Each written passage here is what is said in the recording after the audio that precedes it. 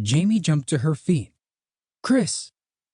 The men and part of the platform disappeared, but the field around them was too small. It left a part of the surrounding apparatus behind, supported by hollowed-out remnants of the platform. Cables now suddenly connected to nothing fell to the ground, and the remaining structure collapsed inward on the globe of empty space left behind. Will's heart raced and his arms shook. "Chris, please God, let him be all right." He bounded off the platform and barely touched the ground as he sprinted across the desert sand. The others scrambled behind him. "Control, Will. Control the situation." He reached the site and heard Kat right on his heels. Jamie arrived soon after and covered her mouth, eyes wide open. On the ground, amidst the debris, a shoe lay on its side on a growing pool of red sand. She turned to Dr. Seculo, who limped towards them, breathless. "It's supposed to be a 1-hour jump, right?" She turned to Will. Kat bored a hole through Will's forehead with a glance and turned away. Will realized the whole team was staring at him. His chest was about to explode. "Do something, Will." He put his hands on his hips and looked around the site. "Everyone's counting on me. I have to do something." He put his hand on his forehead as his greatest fear choked his breath away. "I don't know what to do." Dr. Seculo's voice trembled.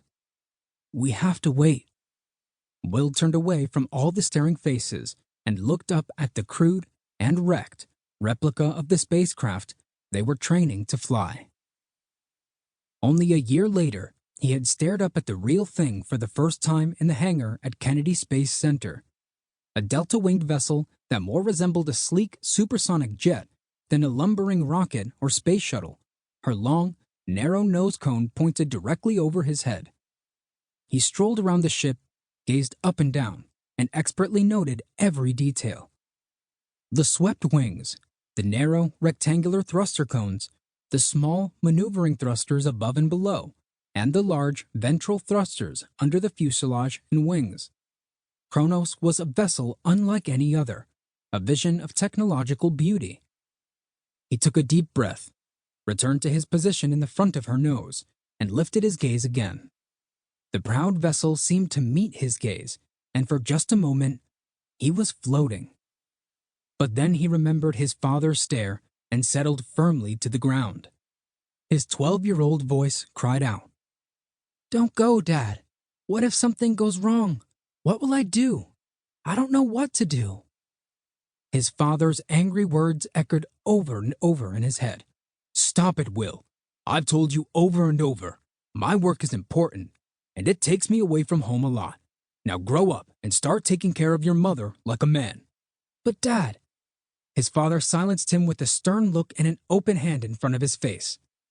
"Will, you have responsibilities, and this attitude is unacceptable. We'll talk about this when I get back." The final point gashed at his heart. His father's index finger pointed indignantly in Will's face had only made the moment worse. "Remember, son, there's no room for failure." It was the last time Will saw his father. Will had lived by that mantra ever since. He made dead level sure, always, to know what to do, and he left no room for failure. He served his country better than anyone else, even his father, or so he hoped. But now, standing in front of Chronos, that old and all too familiar sense of dread and doubt welled up in Will's heart, and he couldn't put his finger on the source. What if something goes wrong? Why am I doing this? What if everything goes right, but no one knows about it? Will relaxed a little. Yeah, maybe that's it. I've always hated classified missions, and this one's classified into oblivion.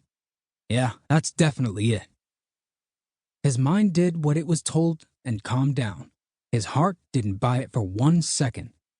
He had been staring at the ship a long time when a loud, metallic bang echoed from across the hangar. The tall doors cracked open, and the sunset's blinding light streaked across the floor.